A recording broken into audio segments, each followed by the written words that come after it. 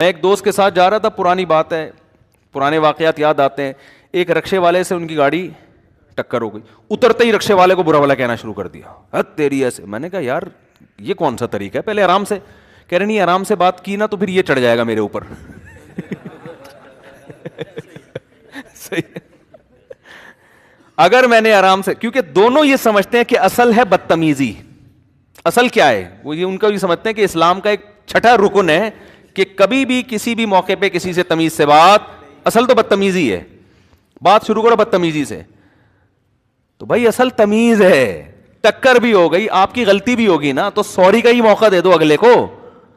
میرے ساتھ بھی ایسا ہوا, میں گاڑی میں کہیں گیا ہوں, ڈیفینس کی طرف مجھے کہیں کام تھا, تو ایک بڑی عمر کی خاتون تھی, میری گاڑی وہ میں پارکنگ کے دوران وہ بیچاری کی گاڑی سے لگ گئی. وہ گاڑی سے اتری نا, کہہ رہی ہے میری گاڑی کا نیا کلر کی واٹ لگا دی, اور میری نئی گاڑی, اور یہ, اور وہ بولے جا رہی ہیں. میں نے کہا انٹی کہتے ہوئے بھی مجھے ڈر لگ رہا تھا کہ ایک اور کیس نہ بن جائے. یہ بھی مسئلہ ہوتا ہے نا کہ وہ گاڑی کا کیس چھوڑ کے انٹی تیرا باپ ہوگا انٹی.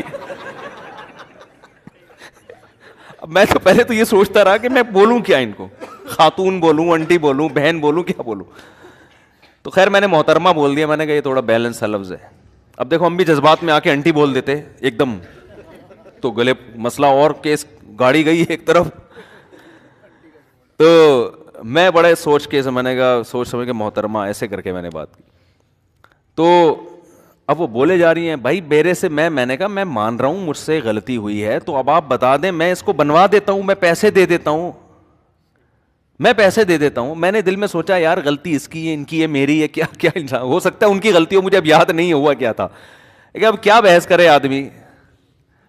تو میں نے کہا اپنی عزت بھی اسی میں ہے کہ پیسے دے کے پتلی ہو, کیونکہ لوگ مجھے جانتے ہیں نا. یہ واقعہ ہوگا 7-8 سال پرانا, اس وقت بھی لوگ بہت جانتے تھے. تو میں نے کہا جاننے والے نکلے بولیں گے یار یہ پتہ نہیں کیا ہو رہا ہے, مفتی صاحب کیا پھڈا لے کے بیٹھے ہوئے. میں اس چکر میں کہ بھائی آپ مجھ سے ڈبل پیسے لے لیں. وہ ڈیفینس کی خاتون, ان کو پیسوں سے میرا خیال ہے کوئی نہیں تھا کہ یار پیسے کیا, گاڑی تو گئی نا. تو میں نے کہا پورا کلر کروا دیتا ہوں میں اس کا, دوبارہ سے آپ کو یہ خطرہ ہے. ایک دفعہ کلر تو ہو چکا نا گاڑی پہ, آپ خود ہی کہہ رہی ہو کہ پوری نیا کر, تو ایک پورا کلر کروا دیتا ہوں, جان چھوڑو میری. ایسا نہ ہو کوئی کلپ بنا کے یوٹیوب پہ ڈال دے, مجھے یہ بھی خطرہ لگ رہا تھا. وہ بولے جا رہی ہیں, مطلب وہی ہمارے ہاں اصل یہ ہے